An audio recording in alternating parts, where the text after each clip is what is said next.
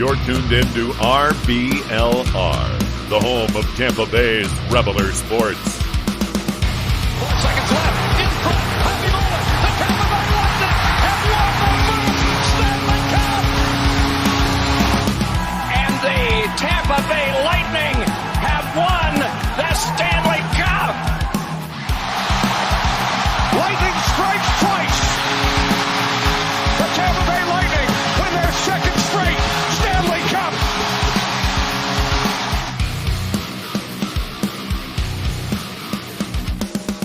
Hello, everybody, and welcome back to RBLR Lightning. As always, my name is Jake Ricker. Alongside me, it's Matt Cannon and Michael Wax. Guys, welcome back to the show. Preseason hockey starts tomorrow. I am so excited. I cannot wait. It is finally hockey season.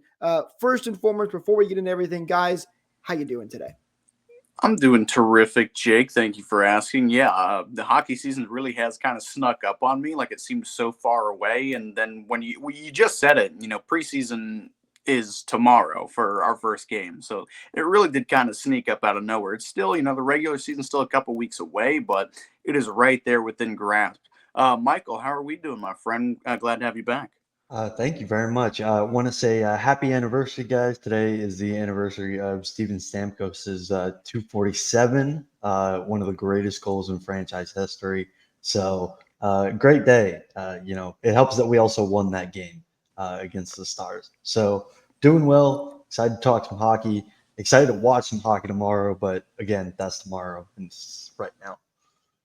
A fantastic moment in Lightning franchise history. A little more bittersweet right now. Stamkos is now with the Nashville Predators. But hey, we welcome in everybody here with us live. Thank you so much for tuning in. We hope you guys enjoy the show. If you're new, we got an action-packed episode for you today. We'll be talking about the Lightning preseason, of course, training camp officially underway. Talking about some new big announcements that the Lightning made at their kickoff party, about some new renovations happening outside Amalie Arena. We'll be talking about Victor Hedman being officially named the next captain of the Tampa Bay Lightning. And of course, we'll be talking about everybody's favorite topic as it finally happened. Tampa Bay Lightning now have jersey ads. So we'll get all into it. It should be a lot of fun. If you're new, welcome in. Feel free, drop some comments down below. Join the conversation with us here live. We'll throw your comment up on screen when we get a chance to talk about that. We'd love to hear what you guys have to say. If you're a returning viewer, welcome back once again. Don't forget, hit that subscribe button. Why not? You're already coming back anyway. With that said, though, let's get right into it here as we get set to go on this exciting episode because hockey season's right around the corner. Training camp officially underway. The Lightning have had a couple of practices. Joe, unfortunately, not with us today. He was out there watching the guys practice in person as well. But guys, for me, just exciting to see the line tweets coming out now. We're starting to see some combinations here, and we have our first preseason game tomorrow at Amalie Arena, where the Lightning will be taking on the Carolina Hurricanes. So good to see the guys fully back in action. This is where we start to see, what we can expect for the upcoming season here. Yeah, no, everything's exciting right now. I'm really interested to see, who is, which groups of people are the ones that are going to get cut. I think you get, I'm not sure if there's like a schedule of when you can cut guys or whatever, but I want to see like who the best performers are, in training camp through the preseason, who the standout players are. In these preseason games and who kind of are the last guys to get cut, who gets put on, the taxi squad, if you will.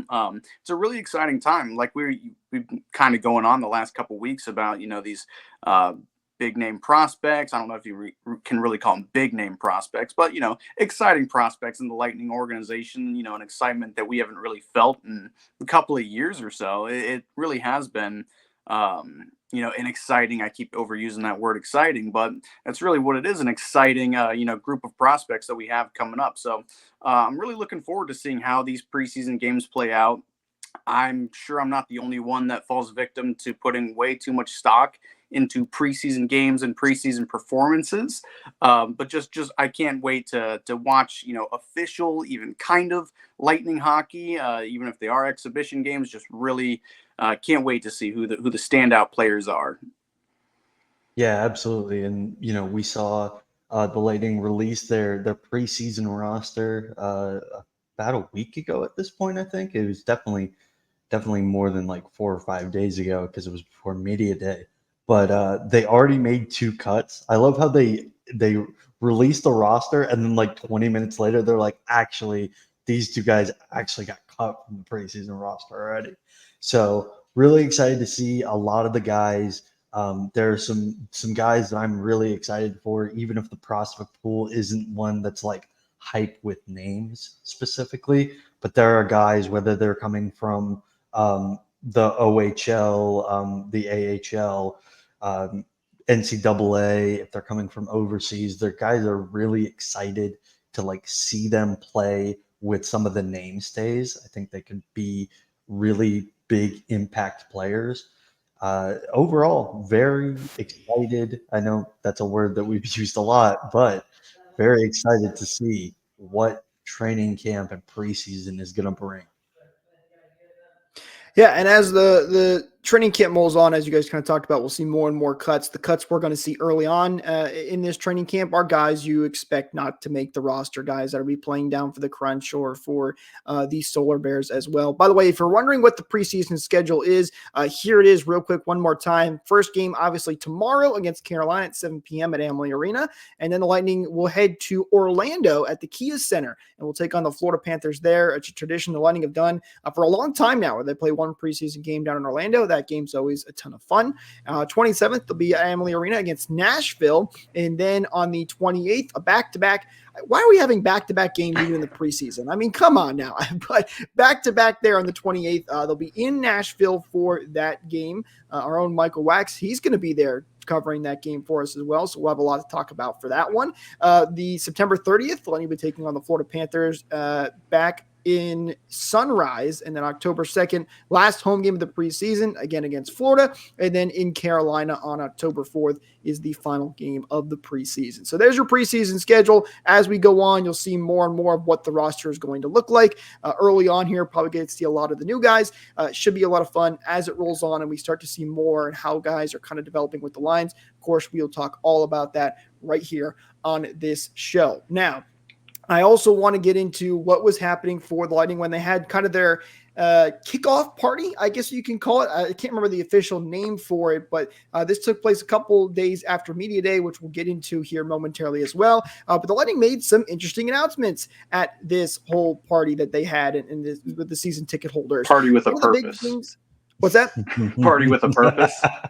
Party with a purpose. We'll get to the jersey ads here later in the episode. We're saving that one because I've got a lot to say about it, and it's gonna be a fun conversation. But anyway, one of the things that they announced was some of the renovations happening here outside of Amalie Arena, and one of them is, as you can see right down below here, is the new media boards that they're putting out. The construction's already happening outside right now, and they're going to be digital media board, so no more banners. That actually, if you look at this, it's a 3D image. They're going to have like 3D stuff apparently popping out when you're walking up to the arena, and this is right on the corner on the left side if you're facing the front of the stadium. There's also a bunch of new digital ad boards going around the front of the stadium, just at the bottom. You can't really see it in these pictures, but if you go back and watch some of the videos that the Lightning were playing at their event, which you can find on Twitter, those you can see the digital ad boards adding there. So a bunch of cool new things with the digital ad boards.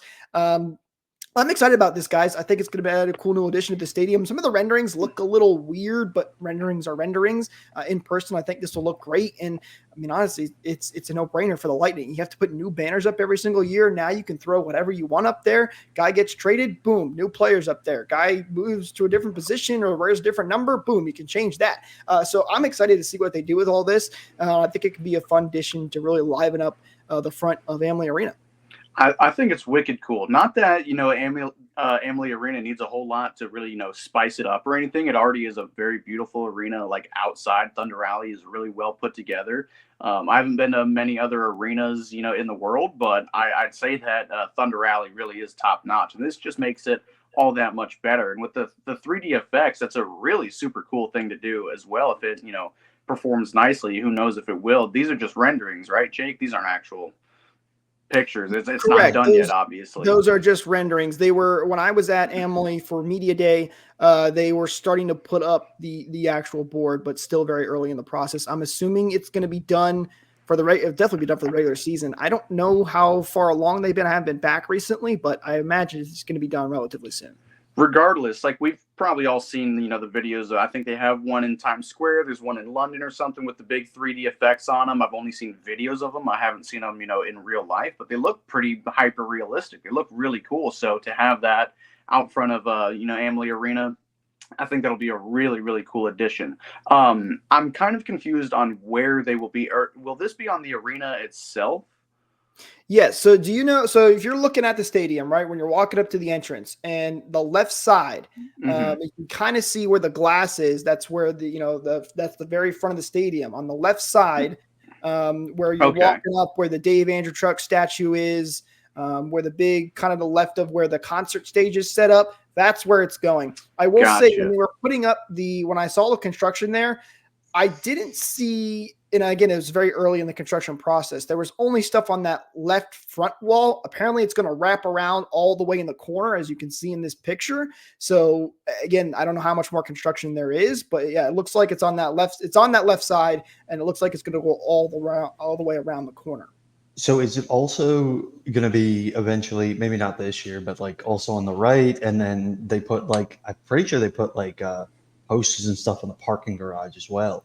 There is a digital board on the right side as well. Smaller. Okay. That one does, to my understanding, does not wrap around all the way the corner. That one's just on that front wall. The stuff on the parking garage, that's all staying the same. That's painted on, I think it is, and it's like a wallpaper. I think there's no boards behind there that I've seen. And when I was there for the construction, I didn't see anything new. So the digital boards are all straight on Amalie Arena. By the way, we have a comment here. From Daniel. He says, what about if the ads are on the new board? Yes, you know what? That's Daniel. Where ads belong. I'm totally okay with that. Throw all the ads you want up there. That's totally fine. That's where ads belong, not on the front of jerseys. We'll get to that here momentarily. Michael? I think it could be pretty cool. I made this joke to Jake already, but I imagine myself kind of driving through downtown Tampa, and all of a sudden there's this thing that comes at me from the digital wall and I get into an accident. That is what I'm concerned about. I'm assuming it's not going to be that big where hopefully you're paying attention to the road and not looking. But you see the outline. There's a glove coming out of the. I think the renderings are a little ambitious of what it's actually going to look like. I don't know. I've never seen anything like this. Like you were kind of saying, Matt. Driving down Channel Side and dodging a puck or something. Yeah, that's what I'm saying. I don't know how that's all gonna look. Just pay attention to the road when you're going down that side before you get excited. Yeah. It should be really cool though. It's a fun new addition. Jeff Finnick and the entire Lightning organization have always done a really good job at staying ahead of the curve, and the renovations they've done to that place is absolutely amazing. The Rays obviously have needed a new stadium for a long, long time. The Bucs stadium's even getting really old at this point, and they're probably due for a new stadium. Amalie can stay around for a while because Jeff Finnick continues to renovate, put in amazing things, and it continues to be one of the top arenas in the NHL. And I don't think that's biased of me to say. Yeah, it's not new, brand spanking new like T-Mobile Arena is, but it's still such a nice stadium, and I'm excited to see what they do here. I think this is a really nice upgrade, and it is a win for the team. No question about it. That is a really good point, Jake, bringing up, how they do stay ahead of the renovations, whereas, there's a number of other NHL teams that have, I'm not going to call them run down, but really outdated stadiums. The first one that comes to mind is Calgary in the Saddle Dome. It is an iconic stadium. It's an Olympic stadium, but boy, the place looks like it's about to implode on itself. Amalie Arena, it's a beautiful stadium architectural wise. A lot of people, give it, credit where it's due. And again, the outside and all the surrounding areas really complement the stadium really well. It's in a great location. It's not, I'm not going to call it old, but it's definitely not state of the art either. So to stay on top and stay ahead and keep renovations, putting money into the arena to keep it relevant and nice, when inevitably the day comes when we need a new arena, that location is perfect. Yeah, it kind of sucks getting there at certain times of the day, but it's going to be difficult to maybe even relocate for a year or something like that. Whatever it might be when the time comes to build a new arena, it's going to suck. So whatever we can do to stave off, having to build a new arena and just keep Amalie Arena, up the code and beyond that, making it a nice, viewing experience, not even for just hockey fans, but for concerts and other things that use the venue as well. No, whoever owns the building, I'm not sure how it works, but whoever is in charge of these renovations is doing a great job staying ahead of them. Speaking of holding things off until you can't anymore, should we get started on that right now, Jake? Or Not quite. There's a couple other things I want to Fancy. get to before. They did announce the ads during this event as well, but Hedman came out and spoke to the fans as he's the new official captain. So formally introduced to the fans, it was announced during media day. But I do want to get to and talk a little about him finish for media day. I got to be there for the first time in person. It was a lot of fun, really cool. We got to talk to a lot of awesome people as well. But there were some interesting themes to me as well throughout media day. Basically, it was a very small thing. It was held in the Ashley VIP lounge, and they had a couple players come out. We had, let's see if I can remember them all. It was Gensel, Kucherov, Hedman, McDonough, Point, and I believe that is everyone, if I hit them all correctly. So pretty big names that we got to come out and talk to. Gensel was the first guy that came out, which was pretty cool. He was probably my favorite person that came out. It seemed like he really is already fitting in and feeling good, ready to go here for this upcoming season. So, always excited when you got a new guy in there, a new big superstar like Gensel. So excited to see what he can do. Point was probably the best well-spoken person, if I'm being honest here. I liked a lot of what he had to say, just talking about how, things are going to be different without Steven Stamkos. They're going to have to step up, but this team's ready to go. And it's a very different looking team, but they're excited for this year.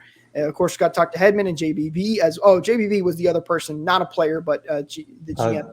I think you missed Vasilevsky as well. Yes, I did miss Vasilevsky as well. He was there. So a lot of the big name superstars were out talking to us, which was really cool. I'll tell you guys this, and then I'll let you guys, if you got any questions, let me know too. But the two biggest themes that I found during the event were, one, a lot of them all said, this is a very different looking team.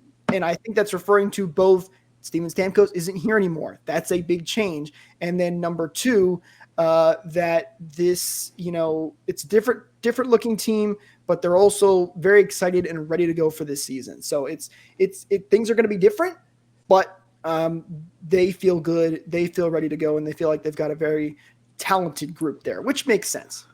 So my first question to you, Jake, is did you I'm assuming this wasn't open to the public. So did you get like a press pass? Yes, we did. They were kind enough to give us some credentials, and we got to go in there as media. That's really cool. Congratulations, Jake. That's not easy to come by. No, I mean, I'm not going to say nothing stuck out to me or anything. Media day is always kind of, the same thing. Like, oh yeah, we're ready and excited for the season. Hopefully we're going to play well. But there is a, different feeling in the air this year with, your captain of 15 years, departing the franchise in kind of a, disgraceful way. But, it is good, reassuring to hear these guys are, not letting it weigh them down and, supporting their new captain, Victor Hedman. Congratulations to him. Nobody on this team is more deserving than him. So it's really cool. Hopefully the guys can rally behind Victor Hedman. That's really easy to do.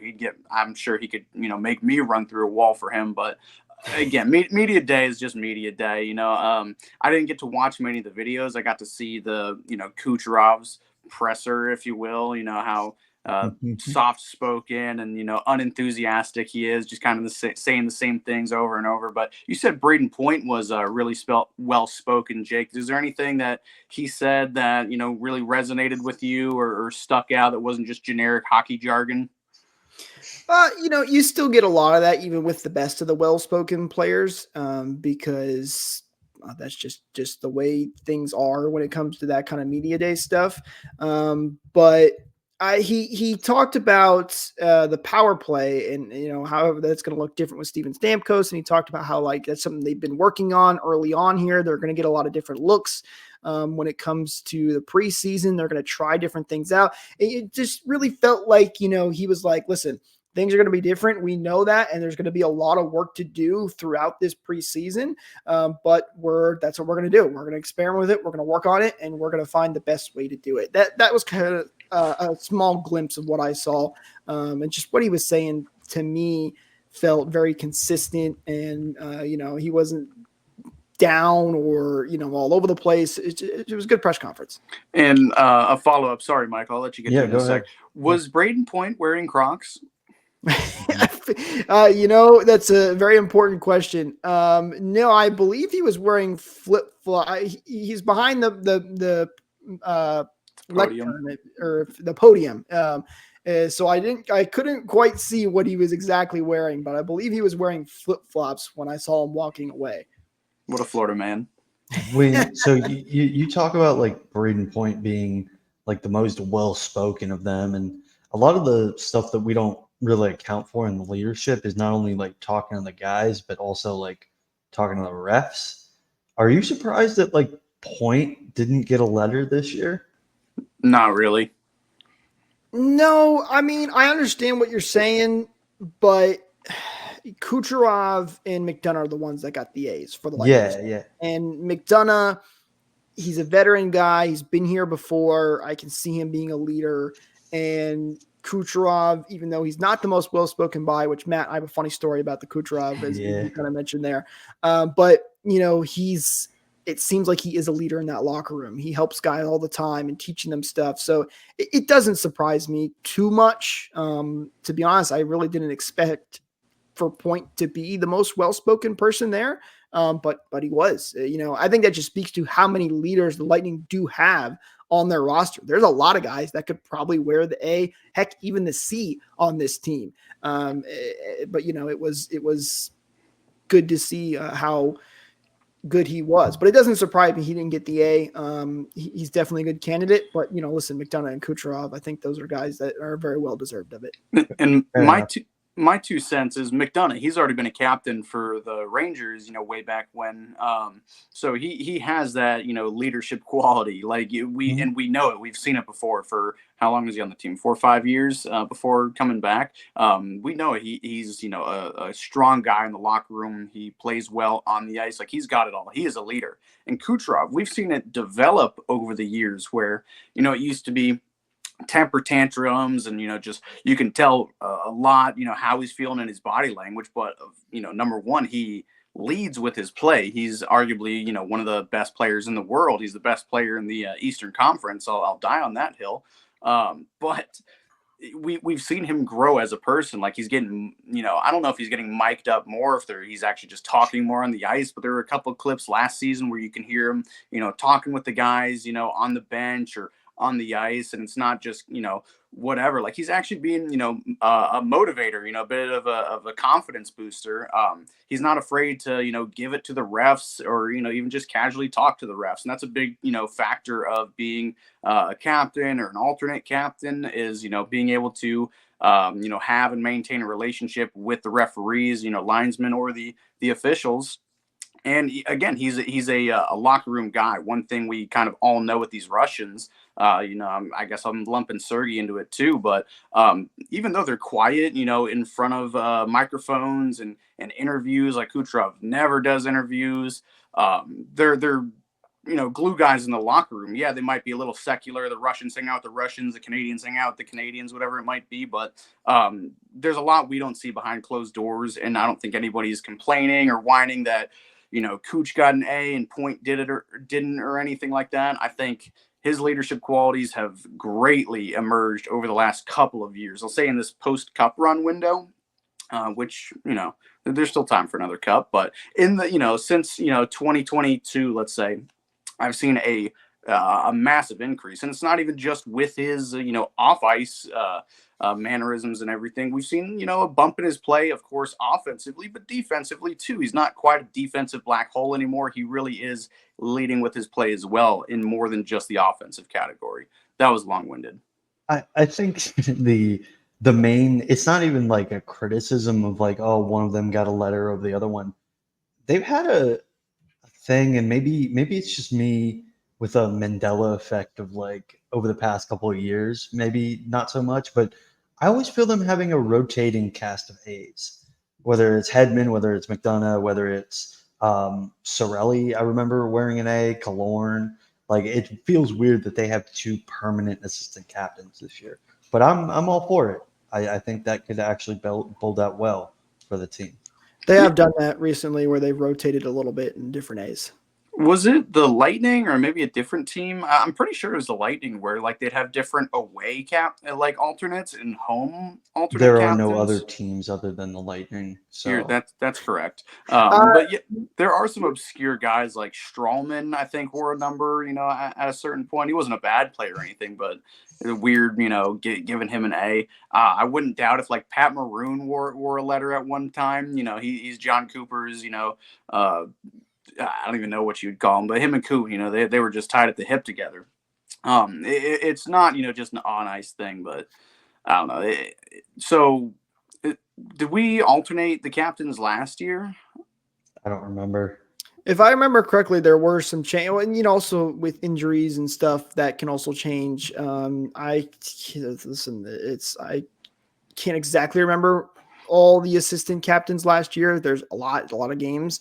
But I do believe they moved them around. I don't think it was as much as they did maybe in years past, but I do believe they changed it once or twice on who wore the A. But officially announced as Kucherov and McDonough this year. By the way, Matt, with Kucherov, so they brought him out, and I was surprised that he came out to do media day. This is a guy that normally does not do media, as we kind of talked about here. But they brought him out, and this is how you know that he's not a big media guy. Nobody asked him a question to start. Like, it was a good, 30 seconds, which felt like 2 minutes, where and normally the veterans, the people have been there before doing that media, they were ready to jump in right away, but nobody was asking Kucherov a question. And me being the new guy and still, a little nervous, and I've never done this before, I was like, all right, I'm going to go for it. So I tried to ask Kucherov a question, and essentially I asked him, after such a big year last year, how do you have even better year this year? I said, specifically said outlook. Kucherov did not understand what I was trying to say. And he asked me what I meant by outlook. And I was like, oh no, this is not good. And then he gave his classic answer of play good, make playoffs, win cup.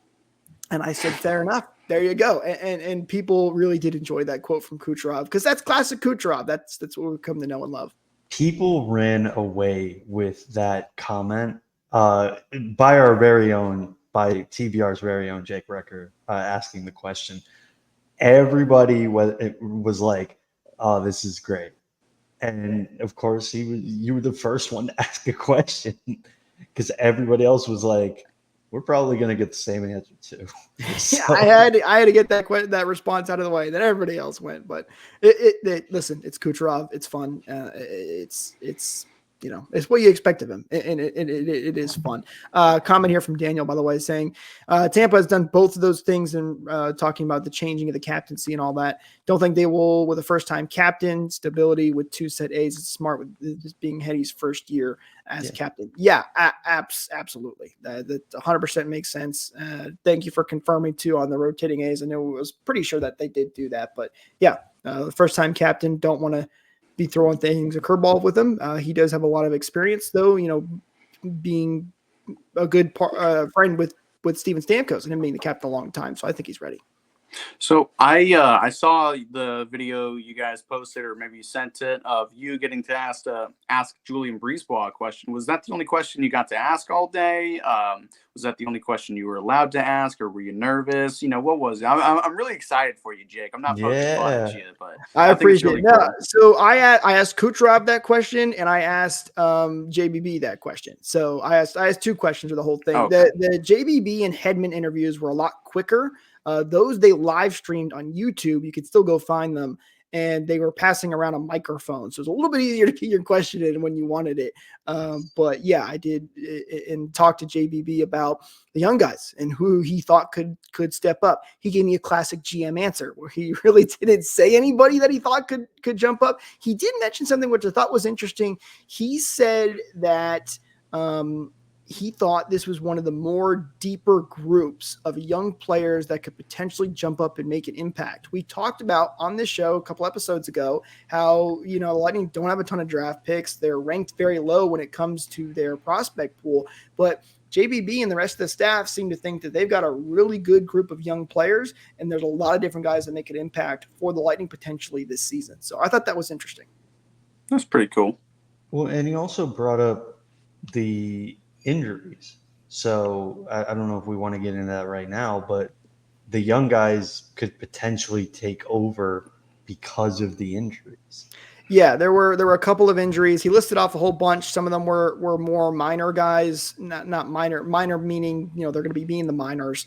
But the two biggest were Isamont, who is not coming back until he said about mid-October, so he's going to miss the start of the season. And then Glendening, he is also injured. They hope he's going to be ready for game one, but he's doing training camp all with a red no contact jersey. So he is expected to be good to go. We'll see how that plays out. So there are a couple injuries that guys could potentially come in and take those roster spots. Which, I'm glad to see that there are, at least briefly roster spots available. But, if you're going to be relegated to the fourth line, how much is Connor Geekie or a Groshev or whoever going to bring on the fourth line? That's always kind of the tricky thing to do with, lower level prospects, not like a Connor Bedard or anything like that. Like extremely high, blue chip prospects. And I'm not talking bad about these guys or anything, but there's only so much you can really do as a young skill guy on the fourth line playing with, who would it be, Mitchell Chafee or something like that, even though I really do love Mitchell Chafee. I think he's a great goal scorer. So it's a good thing and a bad thing as well, unless they really do some shuffling, because that's, a third and a fourth line guy in Asamont and Glendening. I guess, a center position available with Glendening being out, one of the best faceoff guys in the league. So you might see a guy like Geekie, slide in there, which I'd be all for. But again, just being a fourth line gap filler can sometimes not hurt your development, but you can't make that impact right away. But I know every rookie has to earn their stripes. You're not going to be a second line player, right out of the gates or anything. So that's the only concern that I really have with these injuries. But I'm more overly optimistic with, young guys being able to get some playing time, albeit brief. It's still playing time in the show. Well, it's funny you mentioned that because the lines that they ran yesterday, Geekie and Groshev were on the fourth line. That's a combination I like. It was all the regulars, and then there was excuse me, and then it was Gergensons, Geekie, and Groshev. So they're basically running the 3G line without Eaton Gote. Also, another person that is going with the regulars is Logan Brown, who they signed last year. Got hurt in preseason, did not play the entire year, and then they re-signed up to a 1-year, 2-way deal. It would be very interesting to see if Brown makes the lineup. He's also only 26, but he has like 200 games of NHL experience. So if you want someone like Geekie and Groshev to take a little bit more time in the minors, I think Logan Brown could be a pretty interesting guy to have on the main roster for a little bit, at least until Asamont and Glendening are ready to go. I always forget about Logan Brown. Did he actually get signed to a deal? He got signed to a PTO, right? Oh, PTO. You're right. That's okay. That's my fault. He signed a 1-year deal last year. Mm-hmm. This year and PTO. He didn't even make it past. Cap friendly. We just don't know anymore. Yeah. This will be a tough season to learn to live without cap friendly. But Logan Brown is somebody who I think could slot in nicely on a fourth line, even if it might be brief, even if he might be, an AHL kind of guy. He's like 6'5" or something like that. I don't know if he's much of a, banging and crasher kind of guy, but, a big frame like that. And he can also move pretty good. And he's got a cannon of a shot as well. So I've liked Logan Brown a lot. It sucks we really haven't been able to see him play, but he does have NHL experience. He's just been hampered by injuries, a lot of his career, and even the teams that he was on is St. Louis and Ottawa, I think. St. Louis, they were kind of up and down, and Ottawa was just down when he was on their teams. So, he does have that first-round pedigree still with him. He probably won't live up to that 10th or 11th overall selection he was selected at, but still a good serviceable replacement level player that hopefully gets signed to, a two-way deal or something. He is 6'6", 227. That's like my I need initial this build. guy on the fourth line. Oh my Lord. Lightning have a little more cap flexibility than they normally do. They still don't have a lot, but a little more than normal. And you could maybe keep a couple of guys, especially early on in the season, if you are dealing with injuries. So it'll be interesting to see him. And we'll learn a lot more as preseason continues to roll on here, who really steps up, who looks like they're going to make that opening night roster. One more thing for Media Day I want to mention, because we talked about it here on the show with you, Matt. Michael, you weren't on for this one, but we talked about how we thought it was a little weird that the Lightning took a little while to announce the Victor Hedman captaincy. Kind of expected that to be a no-brainer and happen right away. JBB did talk about that, and basically he mentioned how him and Coop met, and they both, were 99% sure that Hedman was the right choice, but they wanted to do their due diligence, which, totally understandable. And what they ended up doing is Cooper went to all the players and had them vote on who they thought should be the next captain of the Tampa Bay Lightning, which I think is a great idea. I love that your players are going to choose, and everybody picked Victor Hedman. So that says more about your team and the chemistry that these guys have and the friendships, and that they really believe Hedman is the next true leader. So that's kind of why I think it took a little bit longer than normal, because, obviously Coop's got to go to the players, he's got to get them to vote, talk to them all, blah, blah, blah. But I was very happy with that answer because I was like, for a while I was like, it's really weird they haven't announced it. Even the way they announced it actually was kind of weird. It just kind of got posted, and we were there at Media Day just waiting around, and it wasn't like, oh, we have a press conference coming up, big announcement at 1:00, and then it's like, hey, next captain of Lightning, Victor Hedman. It wasn't like that. They just kind of announced it, and then we luckily got Hedman during Media Day and got time to ask him questions about that. But again, I like that answer from JBB. I thought that was a good way to go about it. That's wicked. I didn't know, they put it up to a vote or something like that. I wonder if other teams or clubs have done that before. I'm sure probably they have, but that's Maybe. really cool. Are we, it was a unanimous vote? Yes, that's what JBB said. That's So you're great. telling me Hedman voted for himself? Well, I don't know if that was included in it, but as far as I know, yes. I wonder what the vote would have been if Bogo was still on the team. That's, problem for a different day. Overwhelming majority. No, that's actually really cool. Like, you probably saw, I couldn't really contain my disbelief and excitement about that. I think that's really cool that, Cooper and JBB, put it up to a vote, let it, be in the hands of the players. I'm not shocked at all that it was a unanimous vote. Again, it's the right choice. Everybody, even fans of other teams, are saying it's got to be Heddy. It will be Heddy. So that is just uber cool to hear that, and to know that it got put up to a vote and was unanimous. Yeah, I think it was the right move by the Lightning, and happy to see that. So thought I would share that as well, as it was announced during Media Day. All right. It's time to talk about the elephant in the room. So as we all know, everybody knows I don't like jersey ads. They've been popping up all around the NHL, slowly going. And we've talked about it here on this show before, that it's expected that this was going to come at some point, right? I didn't think it was going to be this soon. I was not ready for it to happen this year, but the Lightning did officially announce that they have new ad patches. Now, it's not called an ad. It's called a patch with a purpose. And the two there, as you can see just below me, it's the YMCA and Advent Health. YMCA is on the home jerseys and the black jerseys as well, the third jerseys, and Advent Health is on the away jerseys. I will say this, you guys know this, one of my big things with ads was like, at least make it the same color. They did do that, so that was good. It's huge and very, very big, so the picture they posted of Victor Hedman out with the captaincy, I made the joke earlier, but, Hedman really wears the Y well because it draws your attention right there. But at least it's the same color scheme.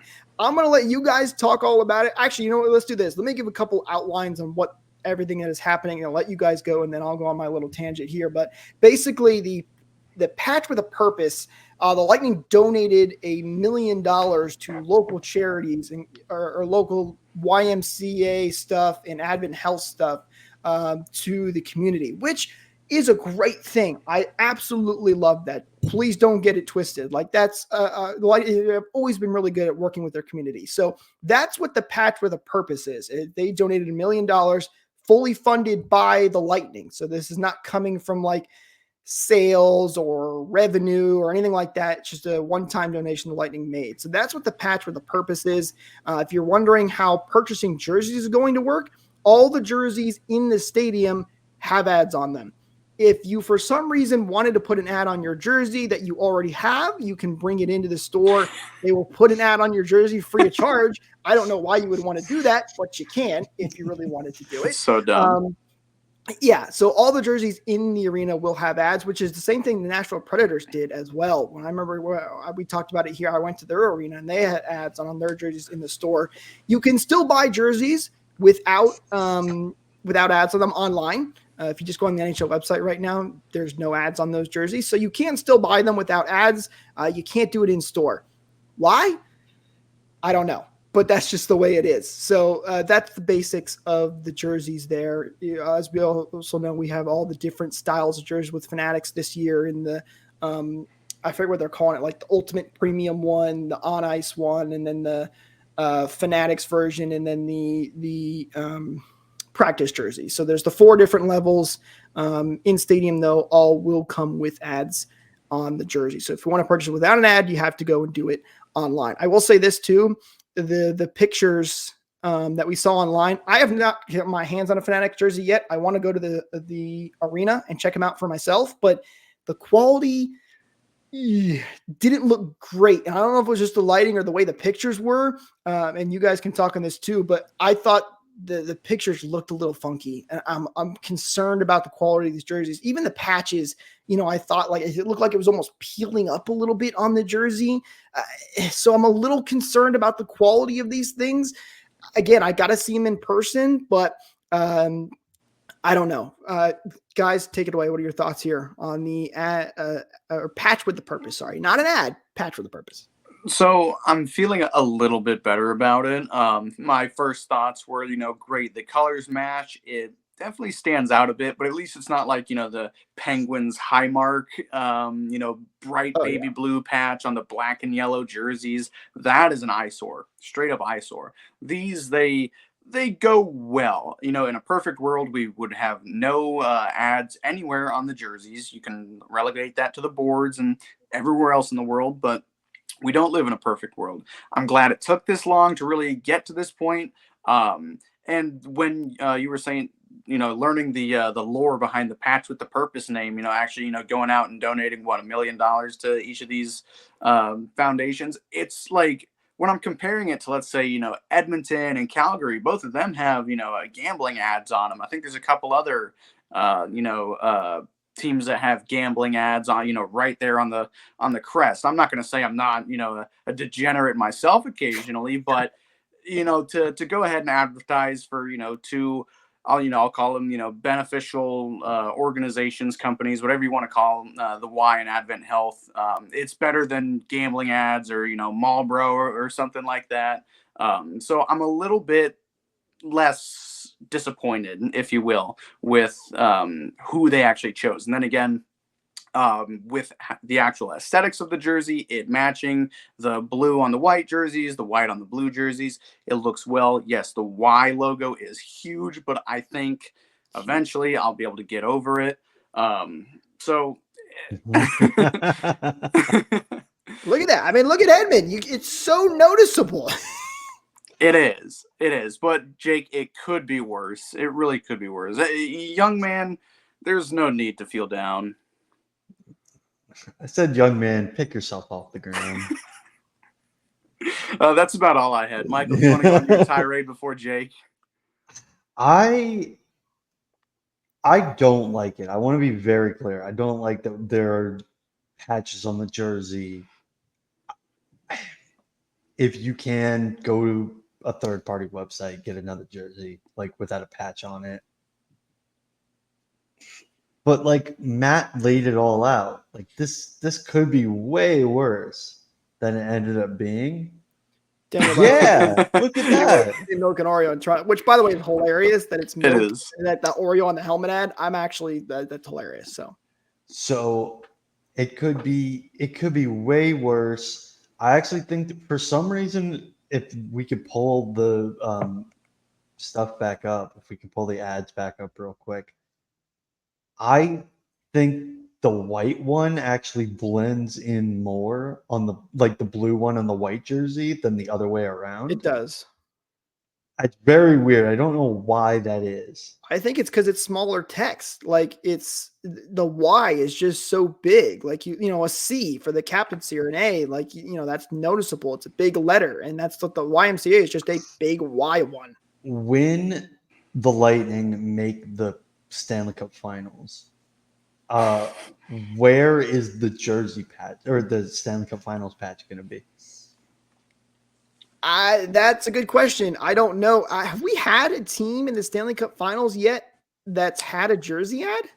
I'm pretty sure both Vegas, the Panthers and Vegas have had them. Panthers. Somebody look it up quick because I don't remember off the top of my head. I think though they had kind of small. You know what? Vegas definitely does. If you can try and pull it up quick and talk, but yeah, I think. What did they? So I don't know where those because those.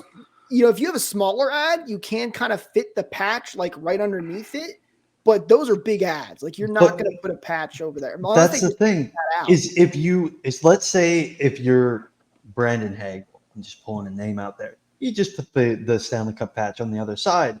But if you're Victor Hedman, you're the captain of the team. There's a C right there. Right. All right, You can't do anything. Imagine, you're Victor Hedman, your team makes it to the Stanley Cup Finals during, let's say, our 50th anniversary year. He won't be playing by then, but hypothetical. During our 50th anniversary, Yeah, where does that also go? Tampa happens to be hosting the All-Star game that year. What does that look like? You got, you got your C jersey ad, Stanley Cup Finals patch, All-Star patch. Like They start to look like the Joker jerseys over in SM Liga, Oh, where you just God. got ads all over the place. Horrible. I'm really curious to see like what a team would do during, an anniversary All-Star Stanley Cup final year. That'd be crazy. Daniel says Florida didn't have ads on the jersey. That's right, because this is still very recent. Can teams not wear ads in the playoffs? I'm pretty sure they can. I don't remember any rule being said about that. We're getting a note that said the cap patch would go where the C is, and the C would shift over. That also sounds very ugly. I'm going to have to do some research after this because it's hard to do while we're on air. But I don't think there's been a team in the finals yet that's had an ad. So I don't think we've run into this problem yet. If I'm not mistaken, we'll do some more research. And when Eureka's saying both teams had them last year. Both teams had them last year, and last year was this past season. Yeah. Oh, and I don't remember. Now, granted, I didn't watch a ton of the Stanley Cup final because I was still being a curmudgeon old person, but I don't remember jersey. Oh no! I just found a picture, and this sucks. Can you send it in Discord so we can talk about Sure. it? Yeah. I don't know. And how the Lightning are going to, maybe every team does it different too. I don't know what the official rules are on this. This is very new. So, all right, we just got a picture here. Oh yeah. So with the C, if you're a captain, the C is right next to the patch. I don't see an ad for Florida. No, that's not the right one. I have another picture for you. There is a picture for the Florida Panthers last year where the C is right next to the Stanley Cup playoff patch. Look at Alexander Barkov. He's right in the middle. Oh God, that's so busy. Yeah. So okay. So there's your answer. Sorry for folks, you guys can't see it, but basically ad on the left, C on the right, and then the Stanley Cup patch is crammed right up against the C. So that's more than likely what they'll do there, but you know what, Jake? We got a comment. The alternate patches when multiple things go on. Wasn't it the 20-year reunion as well? All-Star in Tampa.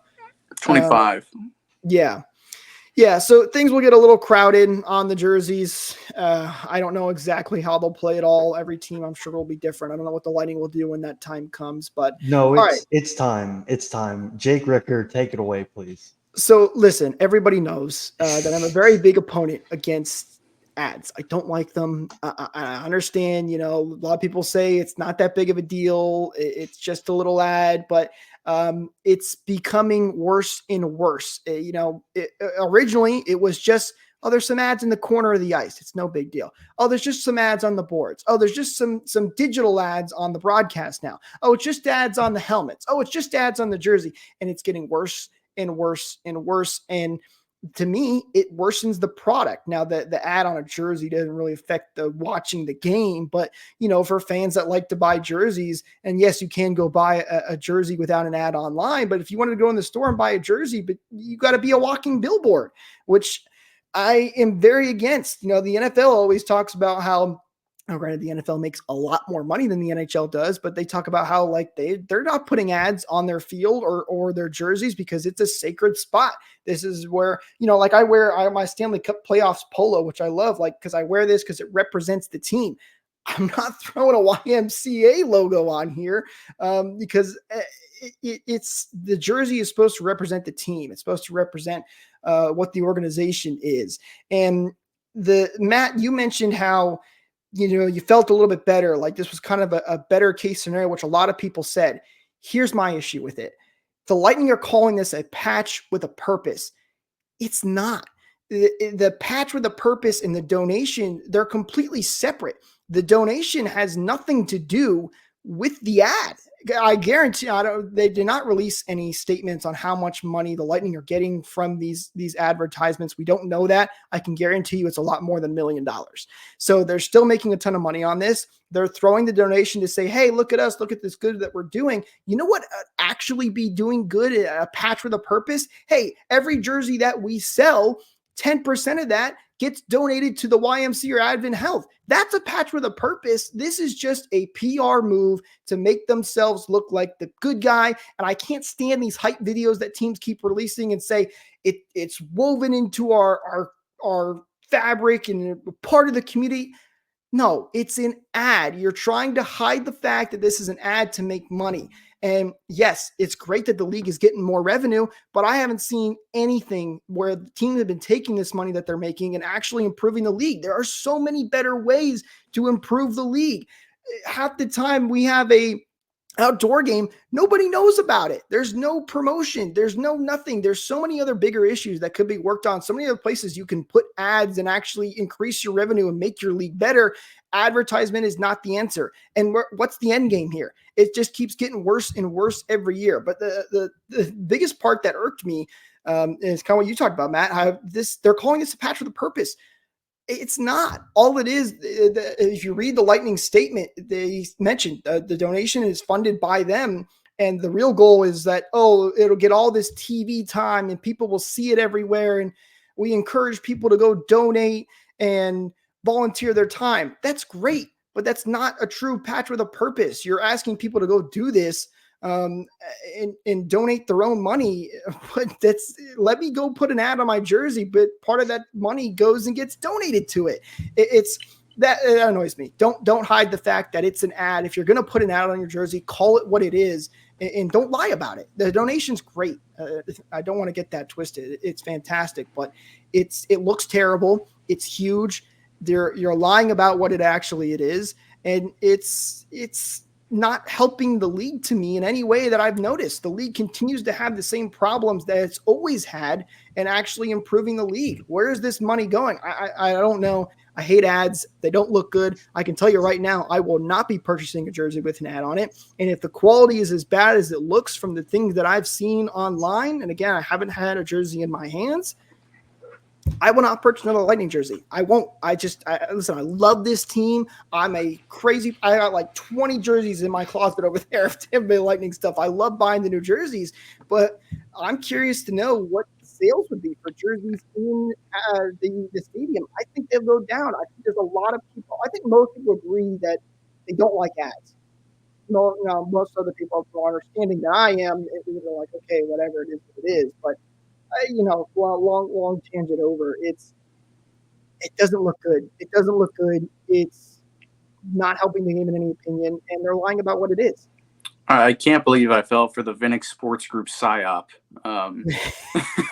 No, Jake, I was kind of half expecting you to say, just come out here and just not whine, but like just kind of the generic, it's ugly, boohoo, whatever. But no, you actually did kind of, dig deep and definitely swayed my opinion on it. I was, 15 minutes ago just saying like, oh, it's actually pretty cool that, they donated, blah, blah, blah, blah, blah. But the way you did put it, you articulated it really well, that it's not a patch with a purpose. You're still benefiting from, these ads more than, anybody else is going to benefit from having the ad on here. It strictly is just a cash grab.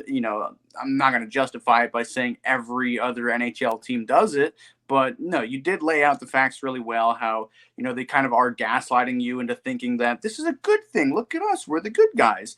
Again, it could be worse, but the donation, great. There's nothing like, and like, there's nothing wrong with that, but why are we saying that it's a patch with a purpose when the ad has nothing to do with the donation? And now I'm also thinking too, like, so the YMCA and Advent Health paid X amount of money to get this ad spot, but you gave them X amount of money back, I guess. So it's kind of like you just sold them the ad at a discounted price. Like you're right. just kind of, exchanging money a couple different times and different amounts. That's what's kind of losing me too. Like it is, you talked me into it. It really is just a big old PR move. It is. And listen, I if you said, like, they said that they would put an ad on a jersey for free, I would rather pay, $20 to put a YMC ad on my jersey, but half of that gets donated. You know what?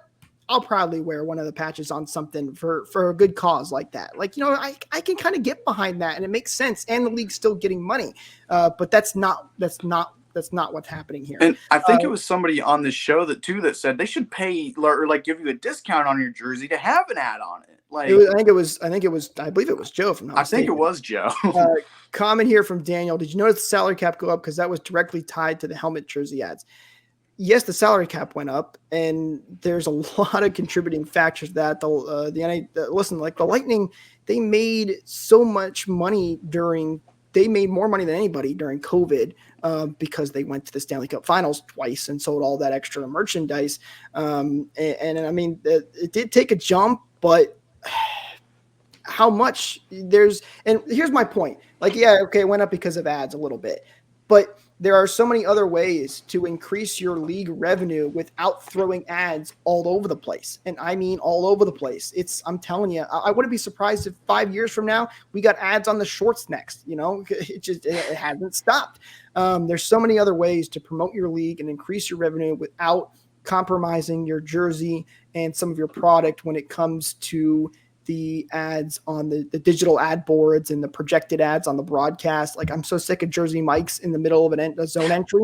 I'm so tired of that. But Daniel, yeah, you're right. The salary cap did go up, but ads aren't the only contributing factor to that. And there's so many other ways the league could be increasing their revenue, like just promoting the league. They don't promote the league nearly enough as they should. I think there's better options out there to do that than throwing these ads out there. And the Lightning, I'm surprised, did it as soon as they did. They did, Matt, you're right. They waited longer than most teams, but didn't expect them to do it. So, what doesn't have ads on it? And that's the merch brought to you by RBLR. And Jake, where can the people find the no ad beautiful merch? You're 100% right, Matt. Shop.rblrsports.com. And for our lovely viewers here, you can use code BOLTS to get 10% off of your order. It's not just Lightning inspired merch either. Rays, Bucks, Rowdies, all those fantastic Tampa teams inspired merch on that store. Links, as always, are in the description. Again, it's shop.rblrsports.com. And you can use code BOLTS to get 10% off your order. Listen, the season is right around the corner. It's time to gear up and get ready to go for the season. So one of the best times right now to go and gear up. But I digress. That's my opinion. You guys know I've never liked the ads from the get-go because they just don't look good. I would never buy a jersey with an ad on it. I'm not a fan of it. I don't want to purchase this is the other thing too. Like, I love getting little picture frames. I've got one right over to the left of Vinny. And, I don't want to buy this cool frame of Victor Hedman lifting the Stanley Cup and, there's a big giant YMCA logo on it. It's like, you got I two gotta other be pictures. honest. I'm not going to notice if there's a picture of my captain holding up a Stanley Cup. I'm not going to notice the advertisement that's on the jersey. It's big. It's very noticeable. All right, Michael, you make a good point. Yeah, you're But listen, my point is, It's like the Y is like stapled to his forehead the way that you're talking about it. Like, okay, well, because it's just noticeable. My point I was trying to make is like I don't want to get merchandise and have to look at these ads all over the place. Yeah, are Lightning going to do the YMCA dance now all the time at the games? I mean, listen, whenever Kucherov scores, he's going to take off his gloves, he's going to put his stick down, and he's going to do the YMCA dance just for you. You know how the Hurricanes, they do the skull clap at the end of the games? We're going to do the YMCA. The YMCA.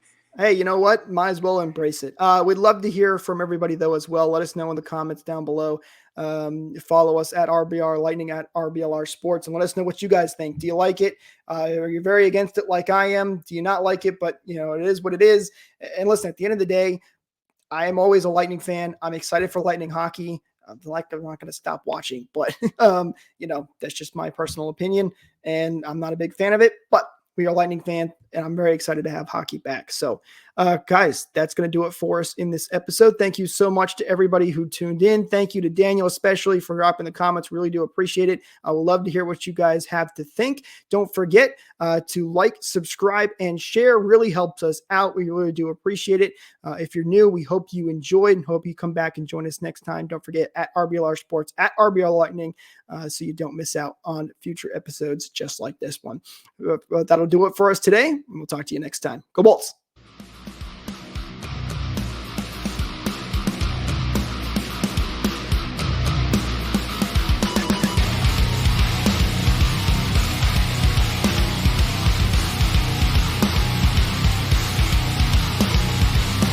Thank you for tuning into this presentation by RBLR Sports. On your way out of the stadium, please remember to like and subscribe.